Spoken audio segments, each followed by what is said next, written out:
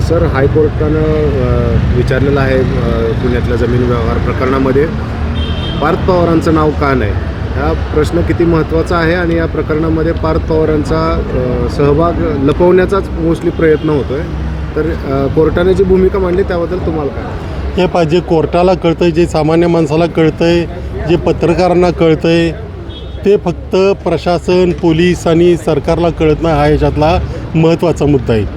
कारण याच्यामध्ये उघड दिसतं की पार्थ पवार यांची कंपनी आहे. पार्थ पवार यांचा 99% सहभाग आहे. अजितदादांना आधी बऱ्याच गोष्टी माहिती होत्या. पार्थ पवारांना सगळं माहिती होतं. जागा ताब्यात घेण्याचे कसे प्रयत्न झाले ही जगजाहीर आहे. तरीही पार्थ पवार सोडून बाकीच्यांना आणि तेही छोटे छोटे मासे गळाला लावण्याचे प्रयत्न झालेले आहेत आणि पूर्णपणे चुकीचं आहे.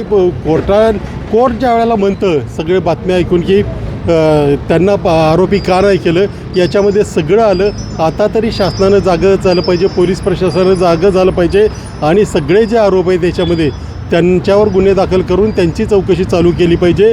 ह्या फांद्या तोडण्यामध्ये काही अर्थ नाही आहे.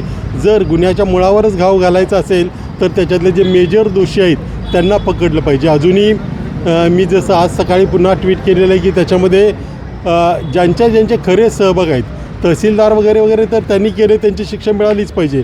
परंतु ज्यांची हे सगळं थांबवण्याची जबाबदारी होती, कलेक्टर, उपविभागीय अधिकारी, या सगळ्यांनी काय केलं, त्यांचे जे रिपोर्ट दिसत आहेत त्याच्यामध्ये त्यांनी फक्त जबाबदारी ढकलण्याचं काम केलं आहे. या सगळ्यांची पार्थ पवारसह या सगळ्यांवर गुन्हे दाखल झाले पाहिजेत आणि सगळ्यांची चौकशी झाली पाहिजे. सर, आपण जर बघितलं असेल विधिमंडळाचं अधिवेशन सुरू आहे, मात्र विरोधक जे आहेत तर ते त्यापैकी कोणीही, अगदी काँग्रेससुद्धा यावरती बोलायला तयार नाही आहे. हे असं का घडतं आहे? याचं कारण असं घडतं की हा गुन्हा जरी आपल्याला एकटा गुन्हा दिसत असला किंवा याच्यामध्ये पार्थ पवार आणि यांचा संबंध आहे हे जरी आता पुढे येत असलं तरी हा एकटा आणि एकुलता एक गुन्हा या महाराष्ट्रातला नाही. असे अनेक गुन्हे, असे अनेक शीतल तेजवानी असे महाराष्ट्रात आहेत ज्याच्यामध्ये सगळ्या पक्षांचा संबंध आहे. जर याच्यामध्ये पार्थ पवारला अटक झाली तर एकमेकांचे सगळेच गुन्हे काढले जातील आणि सगळ्यांवरच मग आरोप होतील. या भीतीपोटी आणि सत्य बाहेर येऊ नये याच्यासाठी विधानसभेतसुद्धा कुठलाही सत्ताधारी किंवा विरोधी पक्षाचा आमदार याच्यावर बोलायला तयार नाही. बऱ्याच जणांनी आधी बऱ्याच मोठ्या बढाया मारल्या होत्या की आम्ही विधानसभेत हंगामा करू वगैरे, परंतु तसं काही घडताना दिसत नाही आहे. रोहित पवार पण वेगवेगळ्या मुद्द्यांवरती बोलताना दिसतात, मात्र आता ते स्वतःच अंजली दमाने यांना लक्ष करतायत. हे अंजली दमाने यांना लक्ष हा वेगळा प्रांत आहे, परंतु याच्यामध्ये सगळ्याच पक्षांनी जे आता आरोप करत नाही आहेत किंवा आरोपापासून लांब पडत आहेत त्यांनी हे लक्षात घ्यायला हवं की आज ना उद्या हे तुमच्या गळ्यापर्यंत पण येणार आहे. तुम्ही लपून सध्याच्या जमान्यामध्ये किती लपवून ठेवणार आहात? कोणी ना कोणी काढेलच. आणि रोहित पवारांना आता ते घरगुती त्यांचे संबंध असल्यामुळे त्यांना वाटत असेल की कायद्यापेक्षा आपले घरचे रिलेशन हे जास्त महत्त्वाचे आहेत. अशा हेतूने ते कदाचित या विषयावर बोलत नसावे. तुम्ही गेले अनेक वर्ष राजकारण बघताय, समाजकारण बघताय, इतका हातबल विरोधी पक्ष तुम्ही पाहिला होता? कधीच नाही. म्हणजे विरोधी पक्ष आहे हेच आता मी मानायला तयार नाही.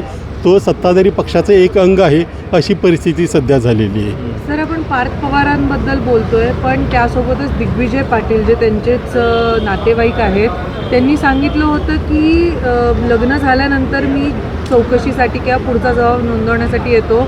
मात्र आता लग्न होऊन पण आठवडा होईल तरी पण ते आलेले नाही आहेत. या सगळ्यामध्ये अधिवेशन सुरू आहे. मग पार्थ पवारांचं पण नाव नाही, दिग्विजय पाटीलांना पण अटक नाही, नाव असून पण फक्त शीतल तेजवानीची अटक दाखवली. हे सगळं राजकीय दबावामुळे हे सगळं एका पॉईंटनंतर सोडून दिलं जाईल. हे पहिल्या दिवशी मी म्हटलं होतं, ज्यावेळी समिती स्थापन झाली ना त्या दिवशीच म्हटलं होतं की या समितीमध्ये जे लोक आहेत ते सुद्धा याच्यातील एका प्रकारे आरोपीच आहेत.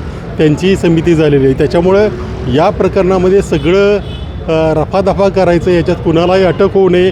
काही लोकांच्या विस्मरणशक्तीवर यांचा चांगला विश्वास आहे दिसतं.